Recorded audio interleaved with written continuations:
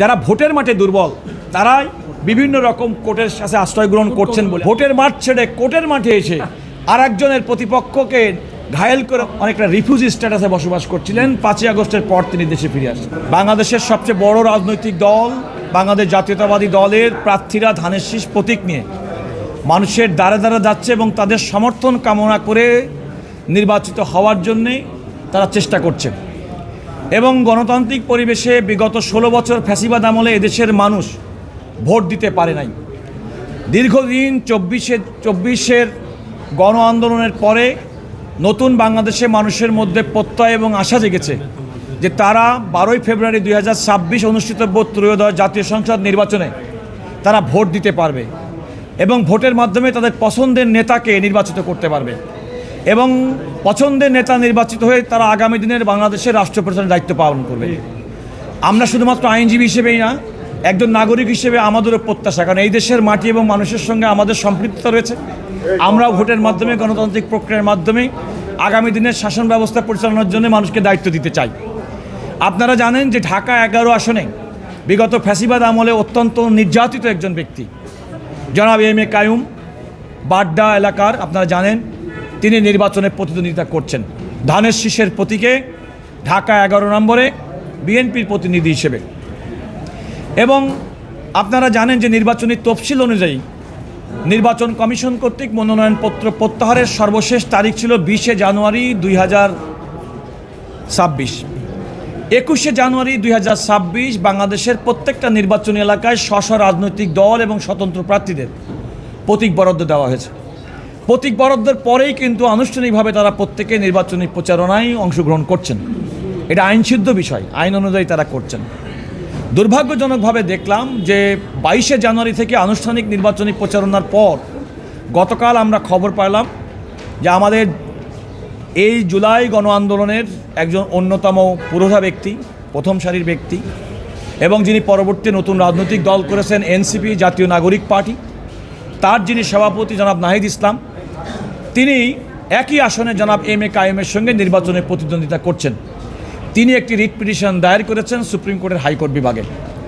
ওনার অভিযোগ যে আমাদের যে প্রার্থী, বিএনপির যে প্রার্থী, ধানের শীষের যে প্রার্থী জনাব এম.এ. কাইয়ুম আমাদের অজানা কোনো একটা দেশ, ভানুয়াতু নামক কোনো একটা দেশের তিনি নাগরিকত্ব গ্রহণ করেছেন এবং সেই মর্মে ওনার মনোনয়নপত্র বাতিলের জন্য সুপ্রিম কোর্টের হাইকোর্ট বিভাগে একটি রিট পিটিশন দায়ের করেছিলেন, যেটির আজকে শুনানি হয়েছে। আপনারা এখানে দেখতে পাচ্ছেন যে আমাদের সুপ্রিম কোর্টের সিনিয়র অ্যাডভোকেট জনাব আহসানুল করিম আমার সঙ্গে আছেন, জনাব মাহবুবুর রহমান খান আমার সঙ্গে আছেন, ব্যারিস্টার মাহফুজুর রহমান মিলন আছেন, ব্যারিস্টার মুস্তাফিজ আছেন এবং আমাদের আরও অনেক আইনজীবীরা আছেন। আদালতের শুরুতেই, শুনানির শুরুতে আমরা বললাম যে আমাদের আইনি প্রশ্নে আমাদের কিছু বক্তব্য শুনবেন। আমরা আদালত আমাদের কাছে জনাব নাহিদ ইসলামের পক্ষে যিনি আইনজীবী তিনি সুদীর্ঘ বক্তব্য রেখেছেন, আদালতের সামনে তার বক্তব্য উপস্থাপন করেছেন। আমরাও আমাদের পক্ষে যুক্তিতর্ক উপস্থাপন করেছেন। এর বাইরে বিজ্ঞ অ্যাটর্নি জেনারেল, অতিরিক্ত অ্যাটর্নি জেনারেল যথাক্রমে জনাব আরশাদুর রৌফ এবং জনাব অনিকার হক তারা বক্তব্য রেখেছেন। এরপরে আমি মোহাম্মদ রুহুল কুদ্দুস কাজল, জনাব আহসানুল করিম আমরা আদালতের সামনে বক্তব্য রেখেছি।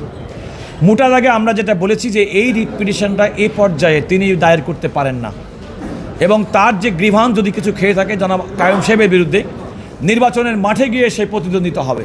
সেই নির্বাচনের মাঠে প্রতিদ্বন্দ্বিতার পরে যদি এম.এ. কাইয়ুম সাহেব যদি নির্বাচিত হন এবং আমরা বিশ্বাস করি তিনি নির্বাচিত হবেন ধানের শীষের প্রার্থী হিসেবে, তখন তিনি নির্বাচন পিটিশন করে যেটা চ্যালেঞ্জ করতে পারেন। 1, 2 নম্বর হচ্ছে অনলাইনে সোশ্যাল মিডিয়াতে উনি বলেছেন, ফেসবুকে দেখেছেন যে জনাব কাইয়ুম সাহেব ভানুয়াতু নামক একটা দেশের নাগরিকত্ব গ্রহণ করছেন।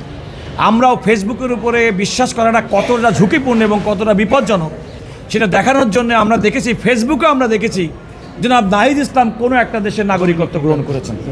আমি নিজে আইনজীবী হিসেবে আমাকেও এআই দিয়ে অন্য একটা দেশের নাগরিক বানিয়ে দিয়েছেন। সুতরাং ফেসবুকের উপর নির্ভর করে আরেকটা বললাম যে আমাদের দেশের বিচার ব্যবস্থা, আদালতগুলো পরিচালিত হয় আমাদের সংবিধান এবং আইন অনুযায়ী।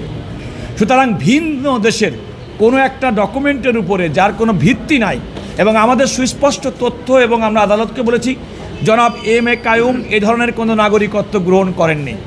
তিনি বিগত শেখ হাসিনা সরকারের সময় নির্যাতিত হয়ে মালয়েশিয়াতে তিনি অনেকটা রিফিউজি স্ট্যাটাসে বসবাস করছিলেন। 5ই আগস্টের পর তিনি দেশে ফিরে আসছেন। সুতরাং এর সঙ্গে কোনো সংগ্রাম এটা সম্পূর্ণ মিথ্যা একটা তথ্যের উপর ভিত্তি করে তার নির্বাচনে প্রতিদ্বন্দ্বিতা এবং প্রার্থিতা বাতিল করার জন্য চেষ্টা করা হয়েছে। আমরা আদালতকে এই কথা বোঝাতে সক্ষম হয়েছি যে নির্বাচনে প্রতিদ্বন্দ্বী প্রার্থী তার প্রতিদ্বন্দ্বী প্রার্থীর জন্যে মানুষের কাছে যাবে, ভোটারদের কাছে গিয়ে তার বক্তব্য উপস্থাপন করবে, ভোটাররা যাকে পছন্দ করবে তাকে নির্বাচিত করবেন। তার মনোনয়নপত্র বাতিল করার এইটা কোনো সুস্থ রাজনৈতিক ধারা হতে পারে না। আরেকটি কথা আমরা বলেছি, বিগত সময় এই বাংলাদেশে এমন নির্বাচন হয়েছে যে প্রতিদ্বন্দ্বিতার আগেই 154 জন সংসদ সদস্য নির্বাচিত হয়েছেন। আমরা এই ধরনের কোনো নির্বাচন চাই না। আমরা বাংলাদেশে নির্বাচন চাই প্রতিদ্বন্দ্বিতাপূর্ণ, রাজনৈতিক দল, স্বতন্ত্র প্রার্থী তার স্ব এজেন্ডা তারা মানুষের সামনে তুলে ধরবেন, জনগণ যাকে পছন্দ করবেন তাকেই তারা নির্বাচিত করবেন।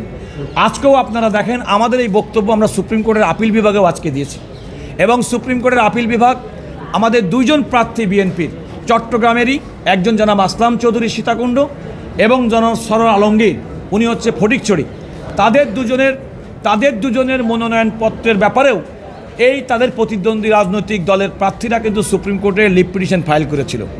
আজকে আপনারা জানেন যে আদালত তাদেরকেও নির্বাচনে প্রতিদ্বন্দ্বিতা করার জন্য এবং তাদের প্রার্থিতায় কোনো বাধা নেই, নির্বাচন হবে এবং তারা নির্বাচন করতে পারবেন এমন একটি আদেশ আজকে দিয়েছেন। একইভাবে জনাব নাহিদ ইসলাম এনসিপির প্রধান তিনি যে আজকে রিট পিটিশনটি দায়ের করেছিলেন, আপনারা জানেন যে আমাদের শেরপুর 2-এ বিএনপির যে প্রার্থী জনাব ফাহিম চৌধুরী যিনি নাগরিকত্ব ত্যাগ করে নির্বাচনে প্রার্থী হয়েছেন, তার বৈধ মনোনয়নপত্র চ্যালেঞ্জ করে কিন্তু আজকে আপিল বিভাগে একটি মামলা তার রাজনৈতিক প্রতিদ্বন্দ্বী জামাত ইসলামের প্রার্থী করেছেন। আমি বলি সেগুলোও আপিল বিভাগ তাকে নির্বাচনে। আমাদের উভয় পক্ষের বক্তব্য শোনার পরে আদালত স্পষ্ট বলেছেন এই রিট পিটিশনের কোনো সারবত্তা নেই, কারেই এটাকে খারিজ করে দিয়েছেন সামারিলি, অর্থাৎ একেবারে শুরু থেকে এটাকে সরাসরি খারিজ করে দিয়েছেন জনাব নাহিদ ইসলামের রিট পিটিশন। এই খারিজ করে দেওয়ার পরিপ্রেক্ষিতে জনাব কায়েম সাহেবের বিরুদ্ধে জনাব নাহিদ ইসলামের দায়েরকৃত যে রিট পিটিশন এবং তিনি যে প্রার্থনা করে তার মনোনয়নপত্র বাতিলের চেয়েছিলেন সেটির আর কোনো সারবত্তা থাকলো না, যেহেতু হাইকোর্ট বিভাগ সরাসরি তার রিট পিটিশনটি খারিজ করে দিয়েছেন। একজন যে কোনো ব্যক্তি আইনের আশ্রয় নিতেই পারেন এবং আমরা আমাদের বক্তব্য উপস্থাপন করেছি জনাব নাহিদ ইসলামের রিট পিটিশন যেটা বলেছেন তার সারবত্তা নেই। তিনি নির্বাচনে প্রতিদ্বন্দ্বিতা করছেন, প্রতিদিন সোশ্যাল মিডিয়াতে, জাতীয় পত্রিকাতে প্রতিদিন তার বক্তব্য আসছেন, তিনি ভোটারদের দ্বারে দ্বারে যাচ্ছেন এবং তিনি ভোটারদের কাছে ভোটারদের আস্থা অর্জন করে নির্বাচিত হবেন, এটাই প্রত্যাশিত।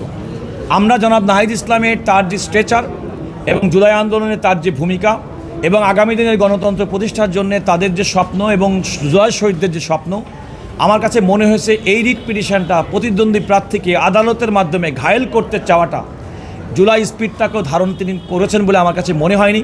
দ্বিতীয়ত হচ্ছে ভোটার এবং তার নির্বাচনী এলাকার মানুষের আস্থা তিনি তাদের উপরে আস্থা রাখতে পারেননি, কারণ তারাই প্রকৃতপক্ষে ভোট দিয়ে তাদের প্রতিনিধি নির্বাচিত করবেন। অধিকাংশ ক্ষেত্রে আমরা দেখছি